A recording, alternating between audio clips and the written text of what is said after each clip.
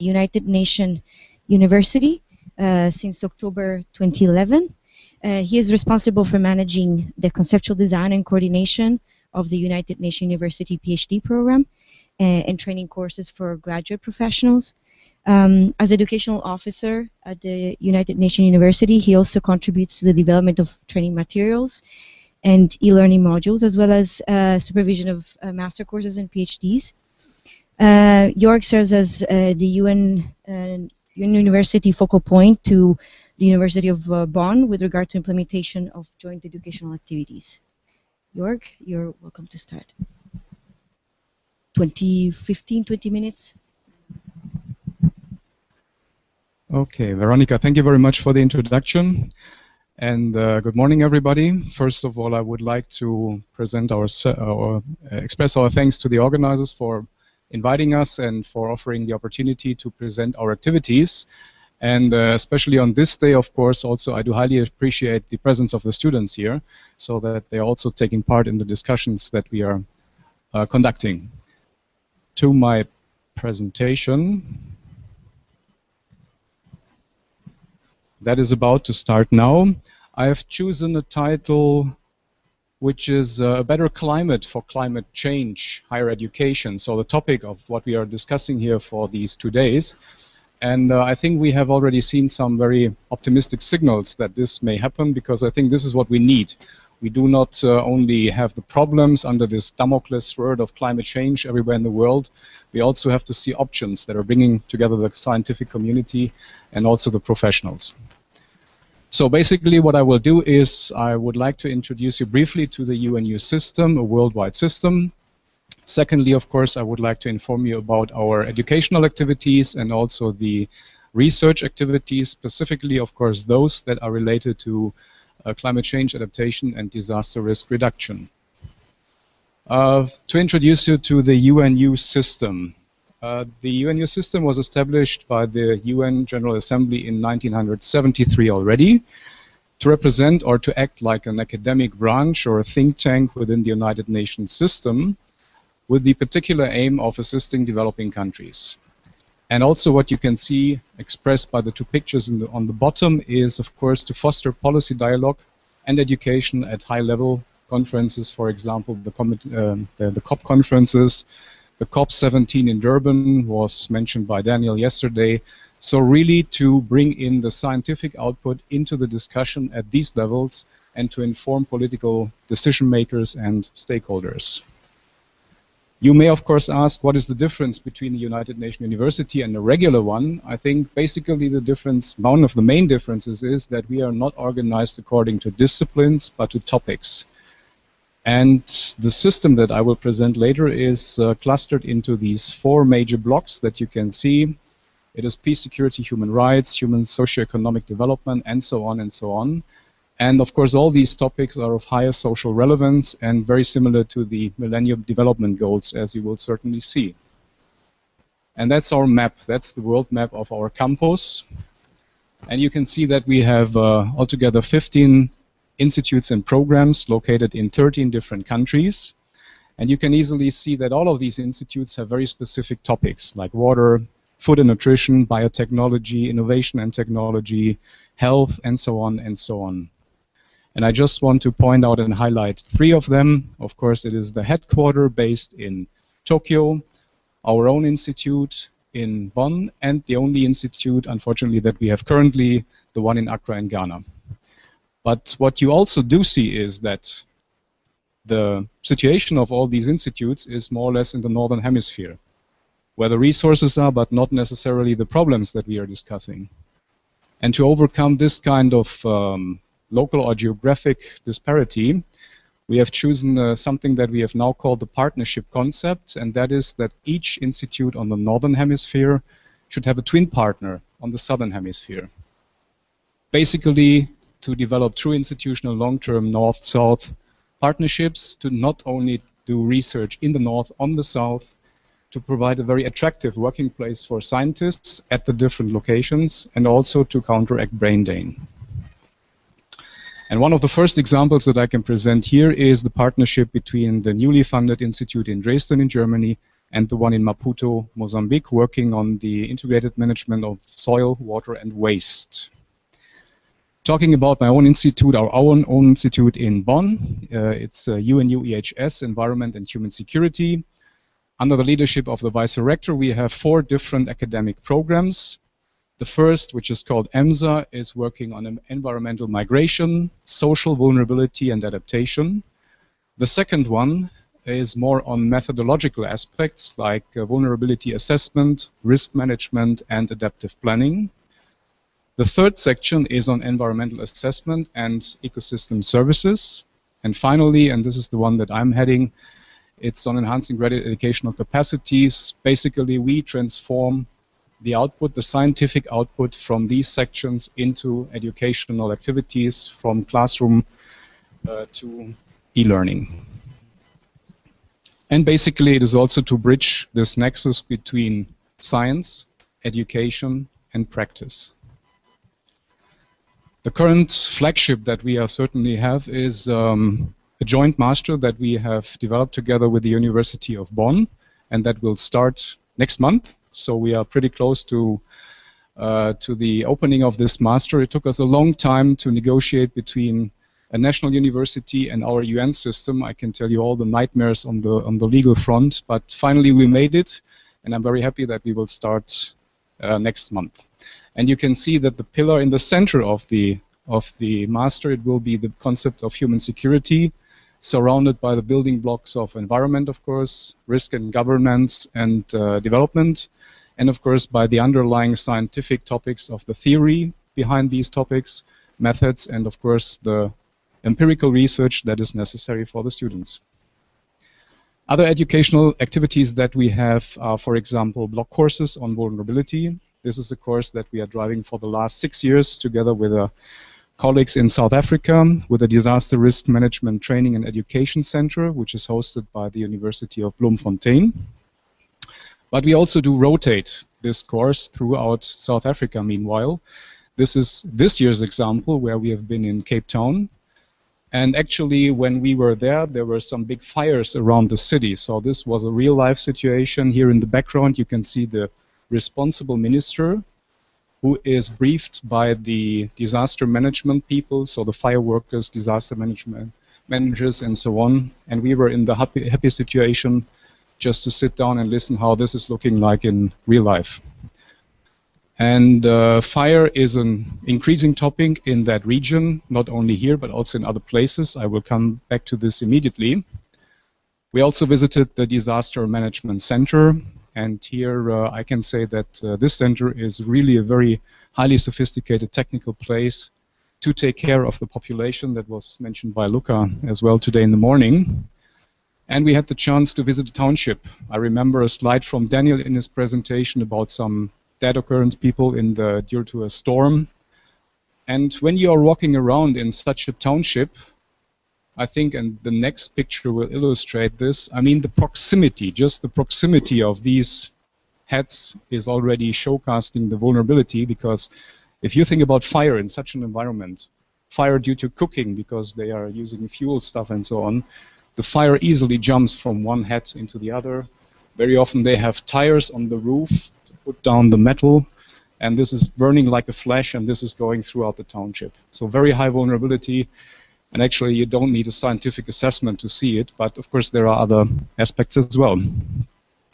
The same course we do host in Germany as well, also with a very international community, and also the age I think is interesting, from younger students up to older professionals, here from the Swedish contingency, for example. And this year we had a strong participation from colleagues from the Tohoku University, Sendai, who participated on the occasion of the second annual day of the Great Eastern Earthquake. As a result of all these activities, we have an alumni network like this, 150 members from almost 80 countries. Research, let's talk about the research. You have already seen it's basically all on vulnerability and risk assessment in the different spheres that I have mentioned. And of course, risk is a very central part of our research, and we are looking at this from both ends. So it's not only the natural hazard, but definitely, of course, the vulnerability. This is a very simple illustration, but I think this is basically a very essential point, because this is hinting at the same point that was mentioned by Luca, the paradigm shift that we have seen over the last 2 decades, maybe. And this is hinting from this, let me say, geo-determined perspective on natural hazard as being the important factor, natural hazard intensity expansion, which was replaced by a new paradigm focusing on the assessment and ranking of vulnerability, including the vulnerability of societies, ecosystems, and infrastructures. So a very more deepened view into social construction of vulnerability. And a lot of research has been done in this field, and this is one of the output that was launched 2 years ago, the World Risk Index. And as you can see here, this is taking into consideration the natural hazard sphere, looking at the exposure of communities. But this bigger branch, which is much more comprehensive here, is looking at the susceptibility, the likelihood of suffering of harm, the coping capacity, and the adaptation, all under the frame of vulnerability in the societal sphere. And that was a kind of a first map that was illustrating the,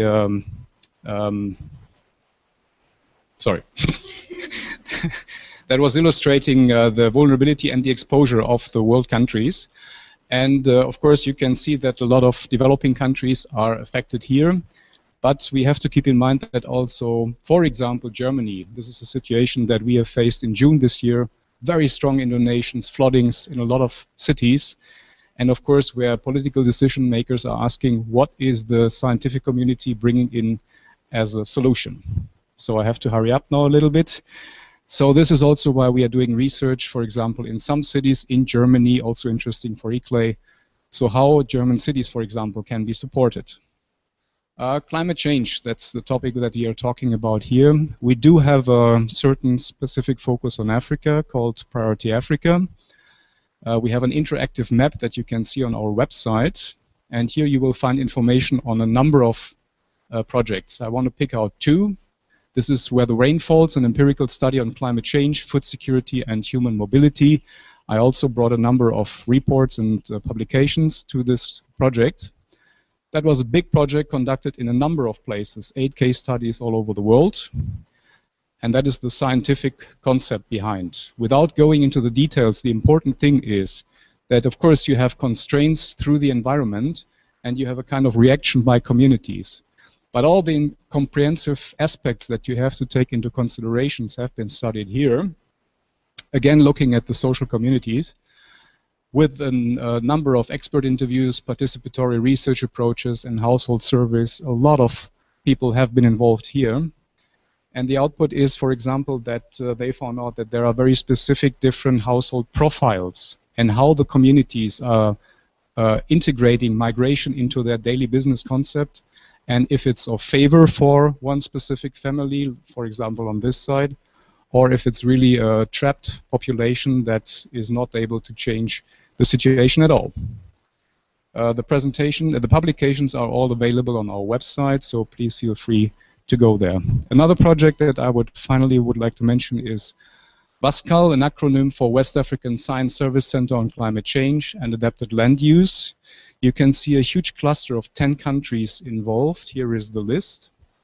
And the basic pillars are that this will be split into a competence center built in Ouagadougou. It is a graduate study program that is accompanying, and a core research program looking at these different aspects. From our side, we are supporting 2 graduate schools, the one in Gambia, which has the topic on climate change and education, and another one on climate change on human security in Togo. And these are my last points on Togo. A little story, I was there in 2009 when again inundations were happening in that country.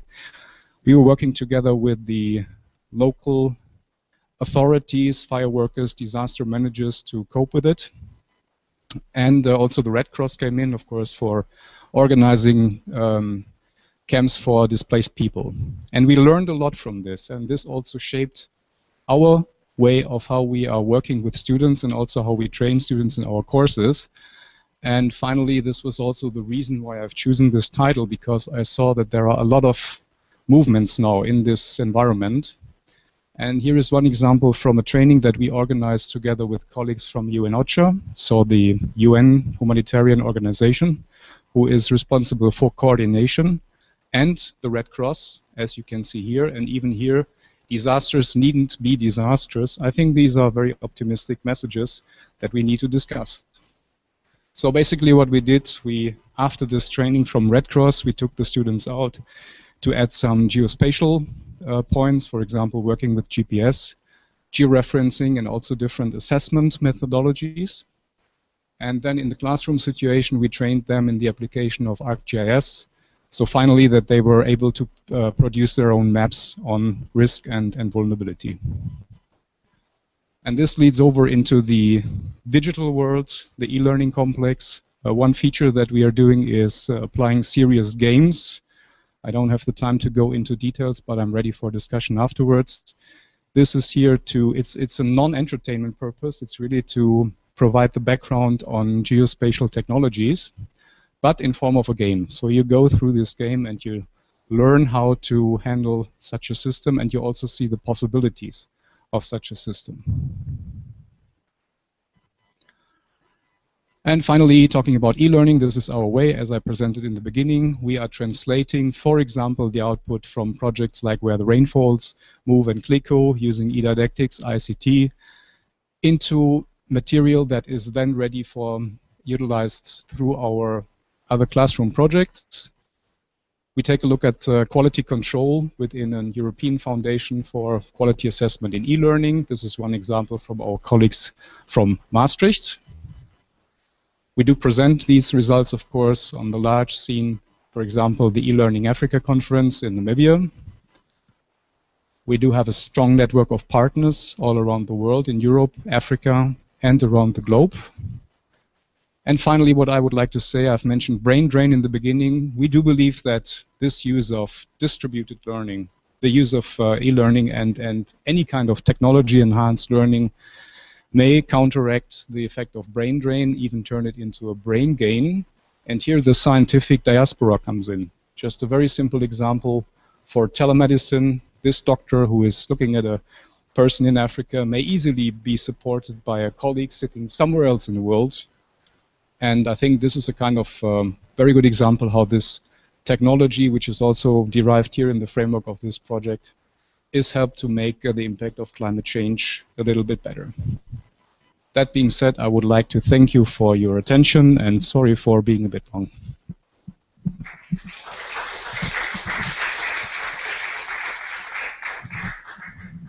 Thanks a lot, Jörg. I think you raised a few very interesting points.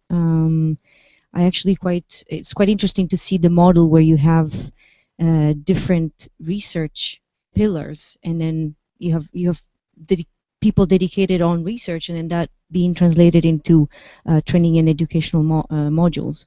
I would like to well, do you have any questions? Otherwise, I may ask one. Okay. Yes.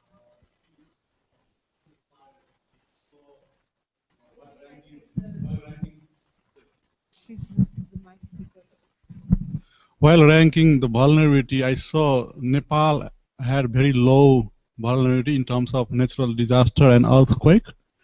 How it was rated? Can you explain, please?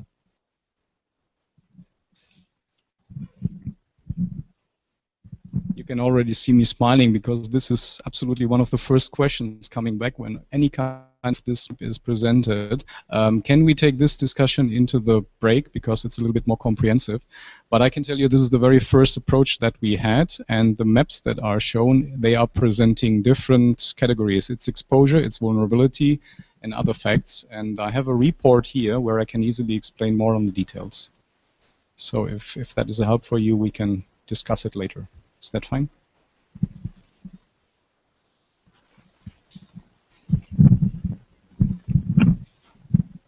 Thank you. I suppose as part of your organization's work, a lot of discussion takes place with the national government and trying to convince them or to change their the policies that they have in place. How difficult is it to sort of compromise with the economic development, especially in the developing countries, especially in the Asian subcontinent or Africa. How difficult is it difficult to convince the government to compromise with a successful economic model and a sustainable model?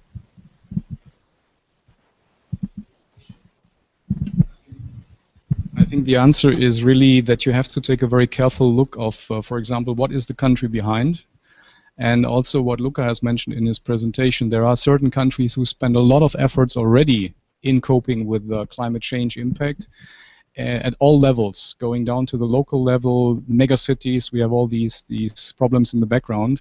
Others do it not in the same intensity, and then of course it is really up to the international community to take action, but also to the African community, for example. Yeah, the African Union is very closely working together with the European Union.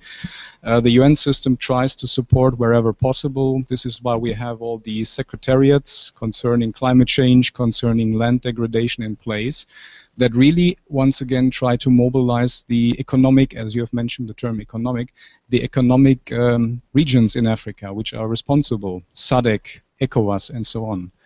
Because we can support, this is what the international community has to do, but in the first instance, it's the country itself that has to come up with ideas and solutions. But this is really something where the regional economic commissions, they have to be active. Not only in Africa, but also in Asia, ECAS, and so on, UNECA, and so on.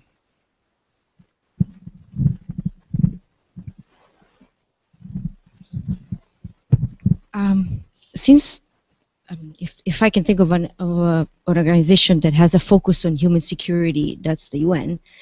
I would like to ask you, how do we take into account from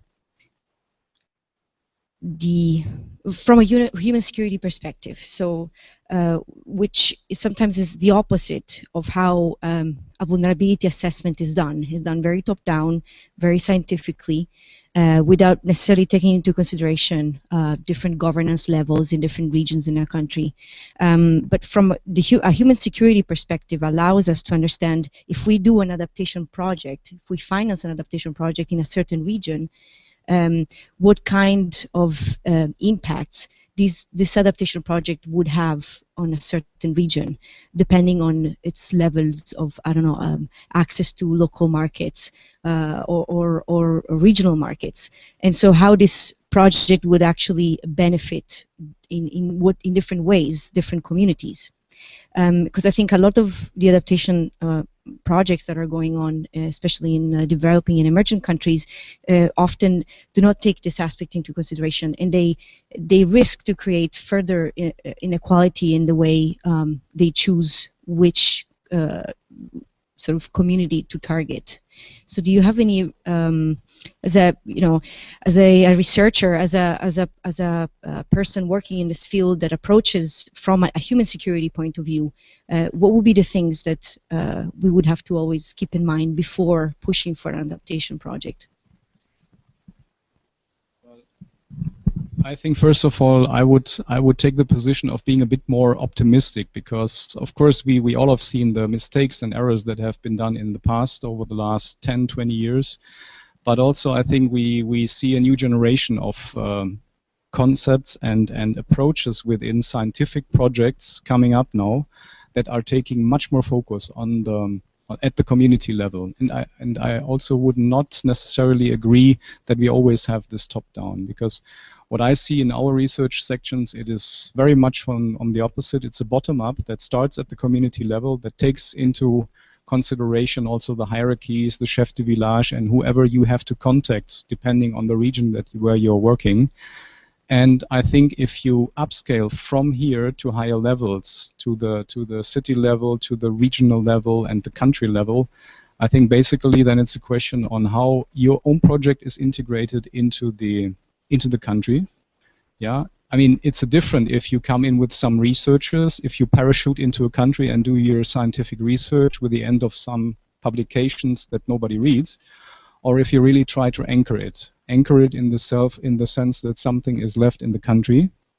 And of course, and this is maybe an advantage that coming from a UN organization, it's a card that we can play pretty easy, that we have the right to participate in all these big events and to present these reports. They are written in a style that it's really very easy to understand what is the nitty-gritty. It's not about the complete scientific framework, but on the output, what is essential for the community to be improved and the scaling processes at the country level. And what we see, at least, is that also as the international community is working together, we had this topic also yesterday in our discussion here. For example, this is a report that was done within camps and then handed over to UNHCR, and then experts from them also joined us.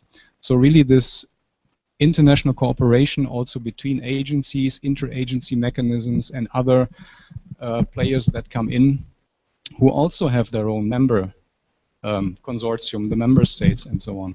I think this is very much needed to improve the situation in general.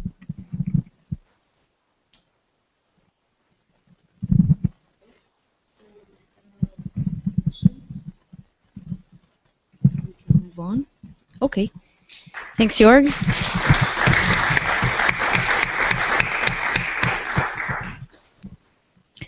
So I'm going to introduce our next speaker, Hughes Ravenel. He is the director of Plan Bleu, which aim is to contribute to raising awareness of Mediterranean stakeholders and decision makers concerning environment and sustainable development issues in the region, and by providing future scenarios to assist in decision making. Thank you.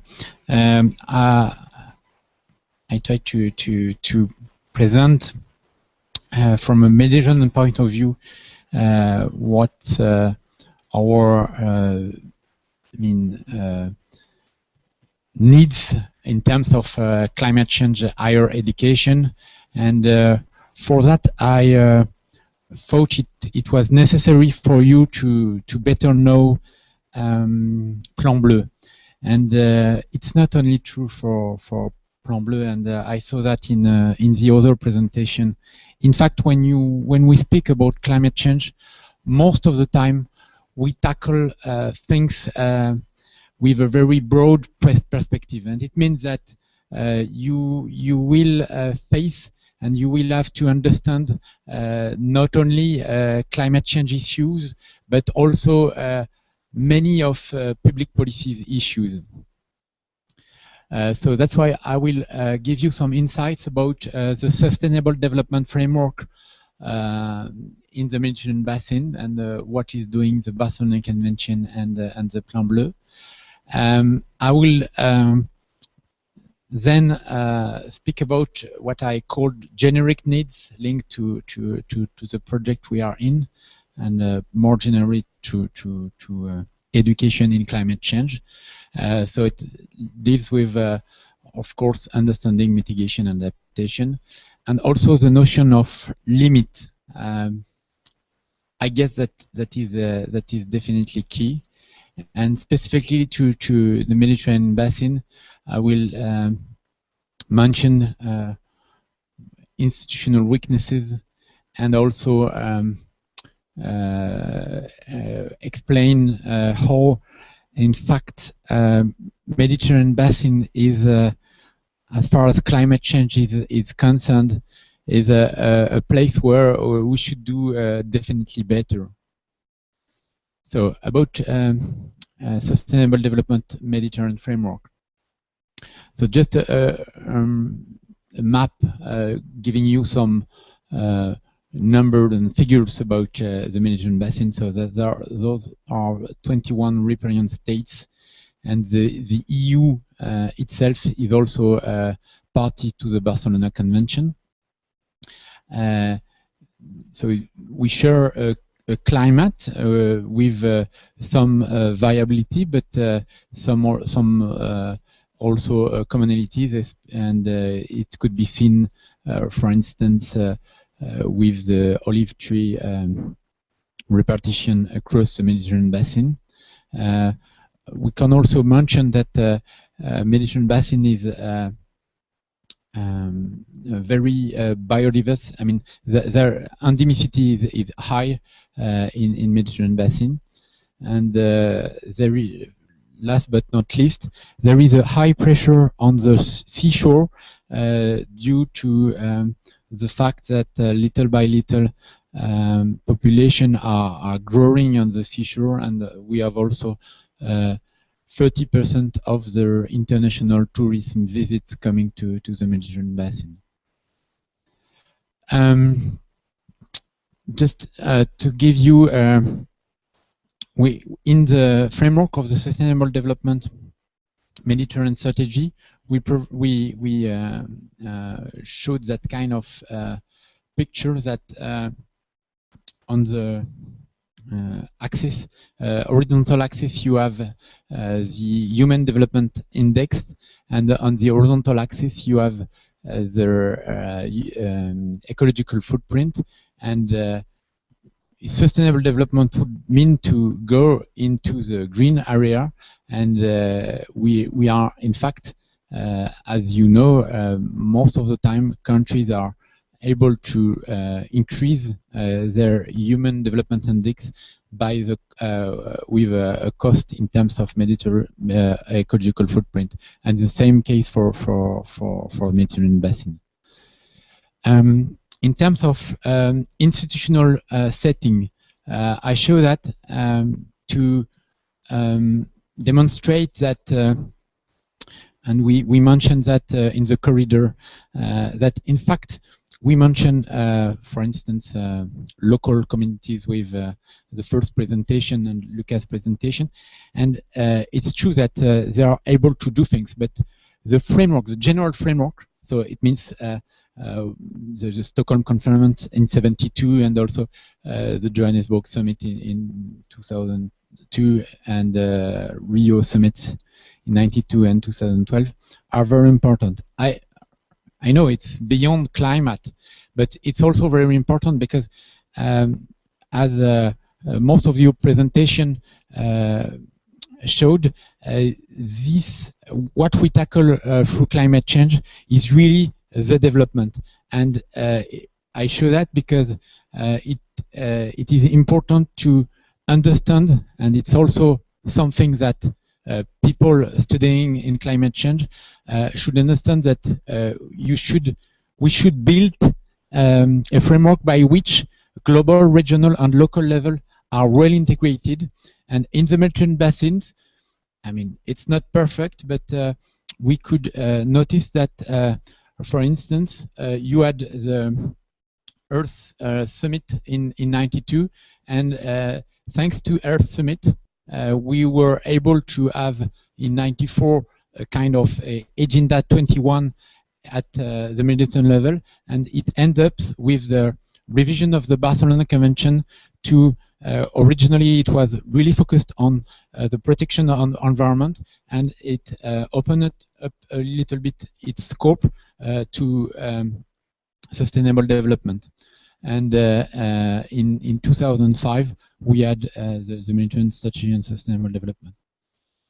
I go fast. You can have more details in a brochure we prepare in the framework of Barcelona Convention for Rio +20. And I just wanted to notice that it's not everybody should be a specialist in that kind of area, but if you want to tackle climate change seriously, at least we have to find articulation between the different level of actions and between the different thematics. I go fast, and you can have more details in the brochure that are available here. So now about Plan Bleu. So Plan Bleu, to make it short, could be seen for Barcelona Convention as what is IPCC for Climate Convention. In a way, we are here to be an interface between scientists, experts, and the decision makers to help them to better implement the Barcelona Convention. And interface means two-way interface, because of course, and it has been mentioned here, there is the necessity to translate into something that is understandable by decision makers, the pieces of knowledge that we have about environmental issues, sustainable development issues, climate change issues at the maintenance level. But also, it is very important that we and you students should keep that in mind. Conversely, decision maker could be business leaders, may be also very helpful in trying to better determine what are the key questions that research and scientists should tackle, because it's not only a one-way communication. Communication is both ways. So to do, I mean, compared to IPCC at Plan Bleu, we do not have a Mediterranean model that could help to gather all of the knowledge that are available about environmental and sustainable development at the Mediterranean level. But what we did in 2000, in the beginning of the 2000s years, we made a foresight study that tried to see what happens if we go on with business as usual scenario, and we tried to determine an alternative scenario that would be feasible on a technical point of view, and that would be more efficient in terms of water use, energy use, and that would also develop alternative tourism model. This is the Mediterranean strategy for sustainable development. You would notice that at that time, and surprisingly enough, climate change was not that important. And it's surprising because most of the time, Mediterranean basin is described as being an hotspot in terms of climate change. That is one of the regions where most of the models, or in fact all the models, agree on what will happen. It means less rain in summer, whereas we have already not much rain in summer, and increase in temperature. But it was the case. It's, I mean, we will have to update this revision for 2015.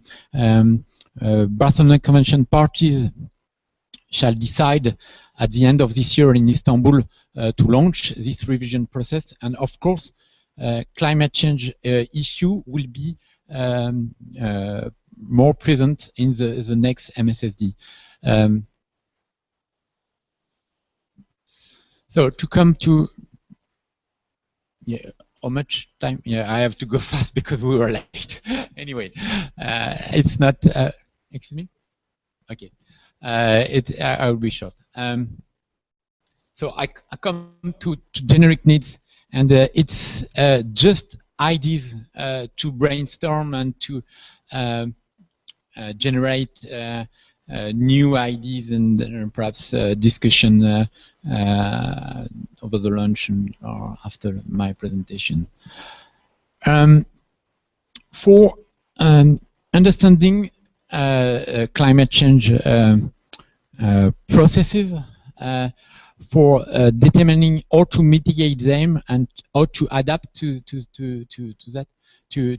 climate change issue, definitely, and it has been clearly stated in the previous presentation, we need interdisciplinary approaches, that's for sure. We need also collective expertise. It means that we have to build processes, and in a way, IPCC process is one of which it's a typical process at a global level, but at a regional level or at a local level, and we should determine a process by which you gather pieces of knowledge and you are able to aggregate pieces of knowledge coming from perhaps scientists, but also business leaders or NGOs or local communities. That's very important. And also we in IPCC, of course, we have those 21 models, and we have a prospective view on the 1,000 years, 1,000 years to come, and it's similar at a local level. It's very important that we, in fact, our view is that by looking at, let's say, the 20 years, 30 years to come at a local level, together we may find ways and to take action, and it's better, I mean, to redo or to do again a participative process at a local or regional level. It's better than to take from IPCC and to downscale it and to take it as granted, because in fact we have to build ownership at different level. Limits. In fact, and this is my personal view. I'm not sure. I mean, that's not Plan Bleu or UNEP view.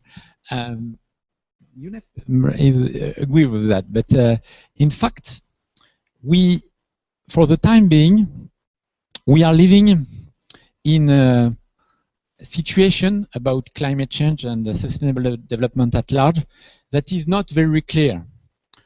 Some people tend to think that we may just adapt our model to the constraints that are shown by climate change models.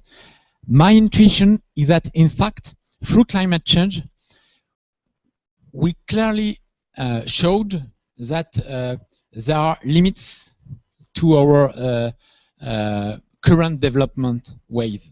And it's an old story. As you know, Limits to Growth was written in '72, but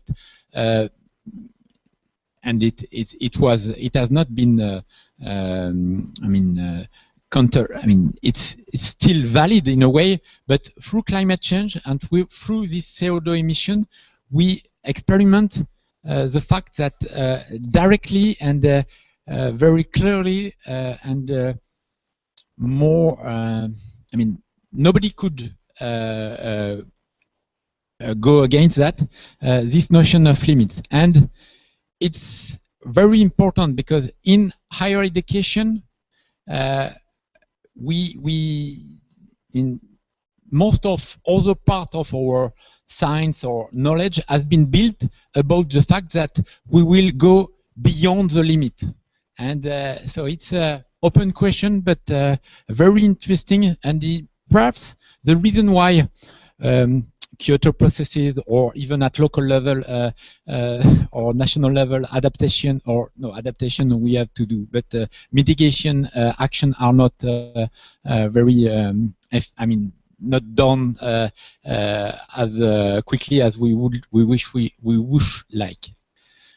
So about institutional weaknesses, I've been long. I try to finish. So it's a hotspot for climate change, Mediterranean basin, but there is no real tool by which we are working together to face climate change. It's just adaptation at the regional level.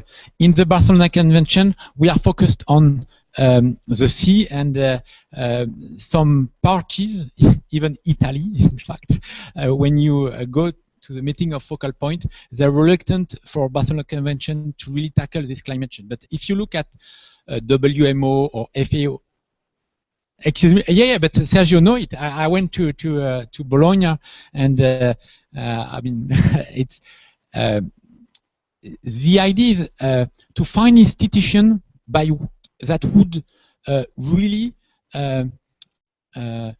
tackle those climate change issues. At the Mediterranean level, the only existing institutions that gather the riparian countries are the Mediterranean Action Plan, the Barcelona Convention.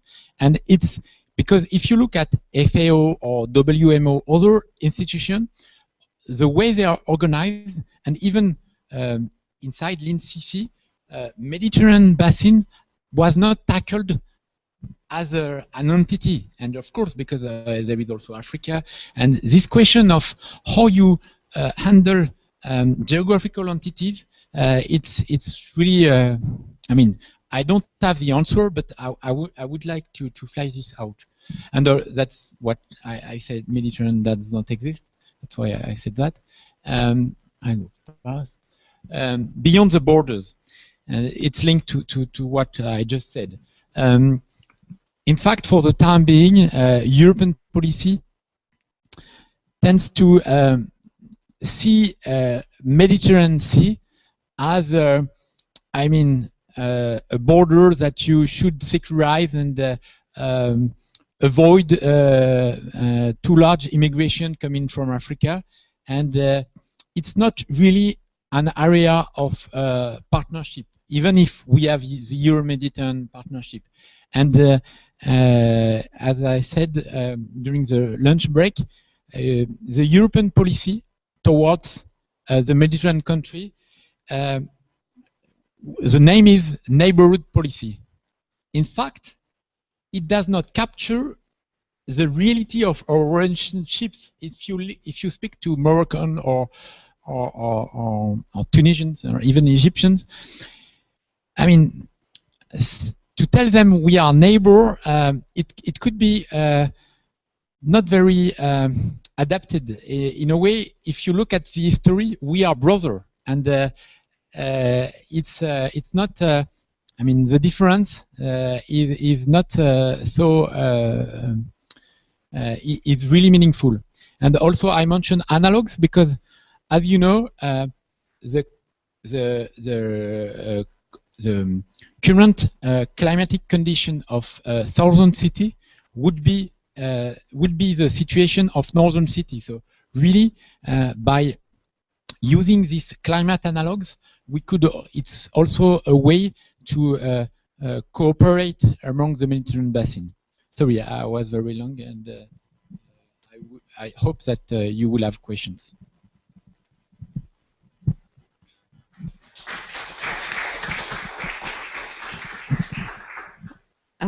Thanks, Hughes. Thanks a lot. I think you raised a few interesting points that were not raised before over these 2 days.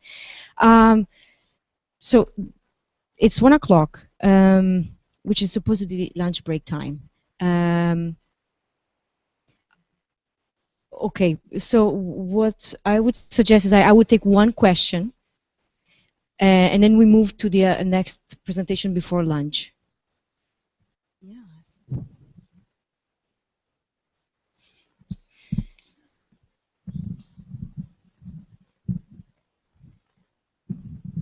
Thank you very much for the nice and very informative presentation.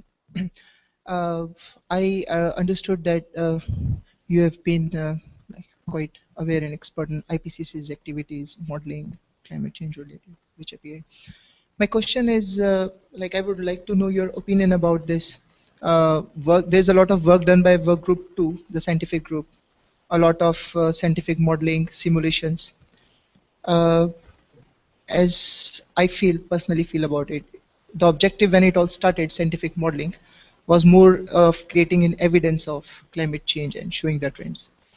Now there is a lot of scientific data in complex models.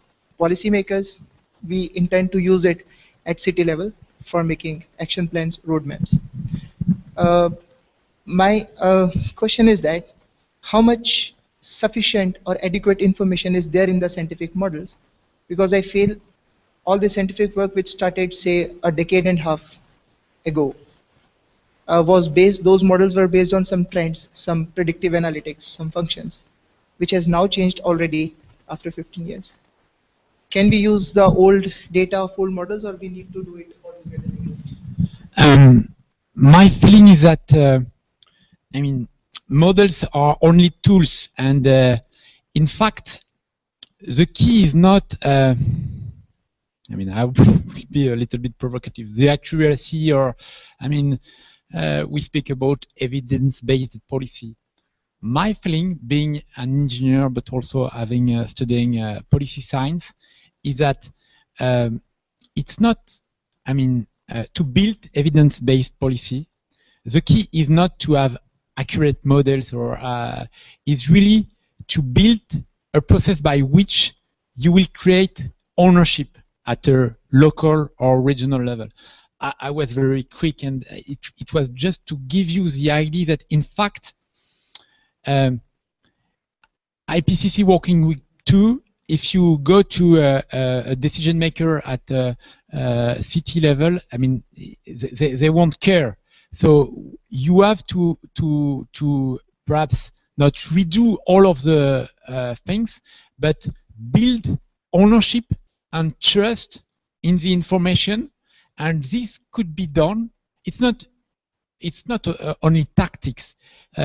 This is also very important because if you look at Working Group 2, they miss some important information coming from the local level, and it's normal because it's at the global level. So the process I advocate for would encompass the integration of local specificity that would translate into, I mean, the main information. I mean, you won't change very much the information coming from Working Group 2, but you would end up with something that would be more ready to use in a decision-making framework.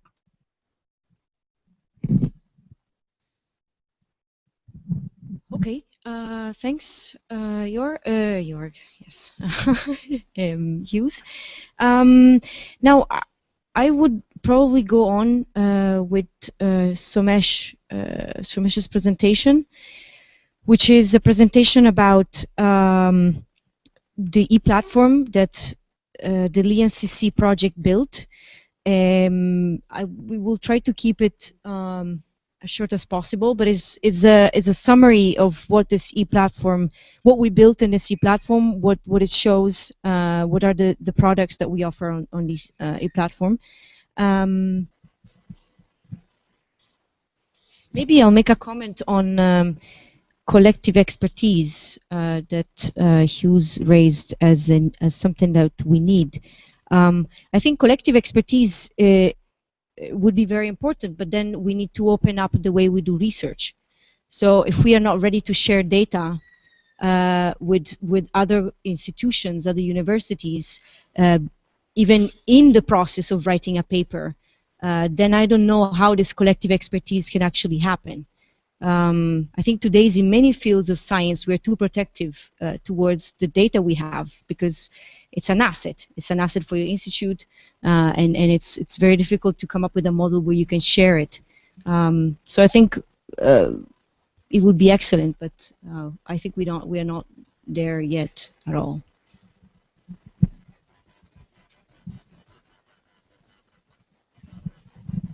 Hi, good afternoon.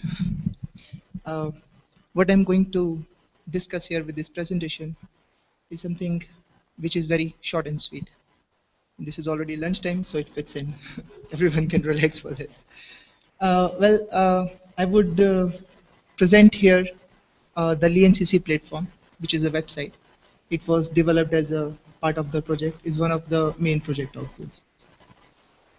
Background. Why did we think of having a web platform under this project? Because of the strength of internet. Internet is, we all know, is the most efficient, most reachable medium for sharing, transferring information, building networks, and above all, it's very much cost effective, and it has already a very high penetration across the world. What were the tasks involved? We designed, developed the platform, hosting the website, one of the project outputs, and with the help of all partners. This is a joint project.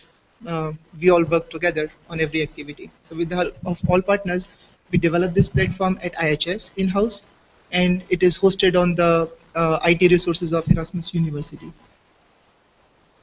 About content of the platform, we had certain objectives inbuilt in the project, which were for general, for education. If I try to categorize the content of the platform, it talks about the climate change education, some updates on LeanCC project activities, which was also an important feature of that, and it helped in popularizing climate change education. So these were the, I would say, the structure of the content design of the platform.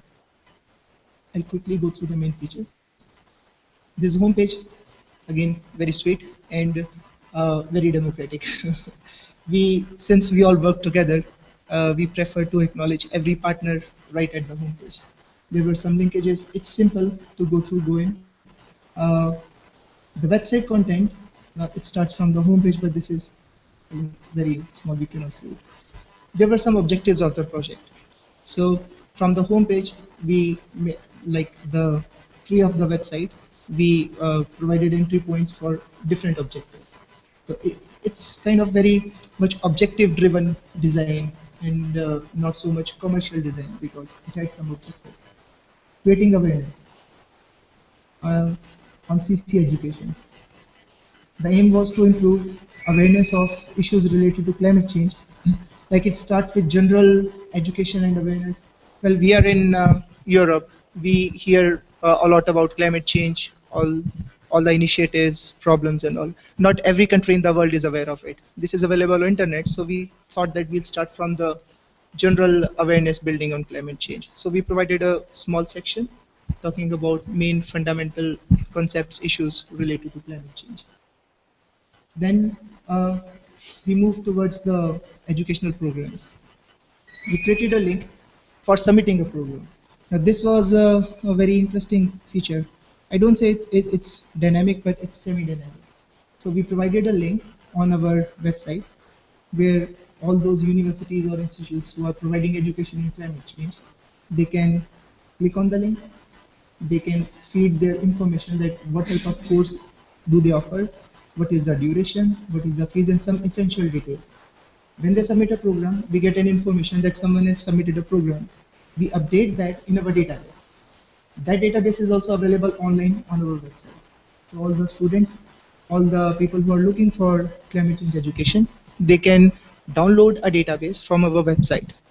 It somehow helps those who are seeking education in climate change because one, it's already filtered information specifically related to climate change. Then it's compiled. Like you can actually compare one institute to another institute, what they offer, what type of programs, etc. This is a kind of snapshot of what type of database. It's in Excel, so I mean, it saves time. Then how do you get that? There is a link which we see here, the one in purple, study climate change in Europe. When someone goes to this link, there are two hyperlinks given here. One is programs on climate change and sustainability in Europe, and Erasmus Mundus joint master's program. So we are promoting both programs through our website. And by clicking on this link, sorry, I went to end.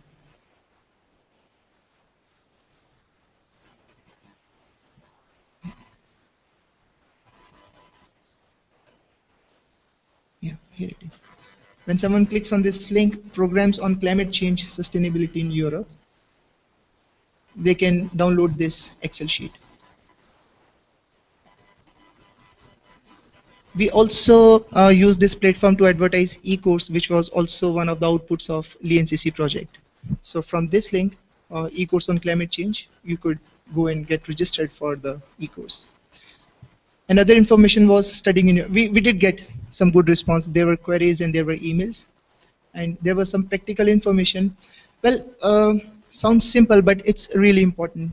Imagine someone who is looking for studying climate change education and from Asia, Southeast Asia. They would like to know what are the cost of living in Europe, how to find housing, what is the culture. So there was some limited amount of information which we also gave on the website, just for the sake of helping them to make their plan. Another important feature of the website is building networks.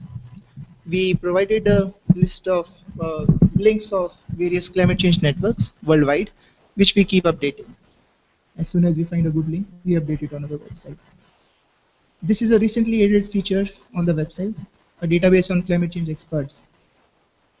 It's under another Erasmus Mundus program, and with the help of University of Barcelona, there is again a database of climate change. Similarly, like Upload a Program, there is a form, and we provided that link on our website also. If someone who is a professional in climate change, they can fill their information, and it will be disseminated worldwide. This also helps in networking. If someone has a database on climate change experts, suppose we are looking for an expert on climate change on a particular topic, so this is a quick database one can access. This we have just introduced. We'll be getting this database soon. Information about the project. Of course, this is a project website, and it's very important so that everyone knows what is the basis of this platform. So we gave certain sections about the project, about the partners, about the activities, and some news. Sharing experience. Through the website, we upload all the essential details of events like closing seminar, kickoff seminar, or e-course, which is again a very important feature. And this is a very, I would say, rich section of the website. It contains a lot of information about project activities. Reaching people. Social media, of course, the best way to reach people.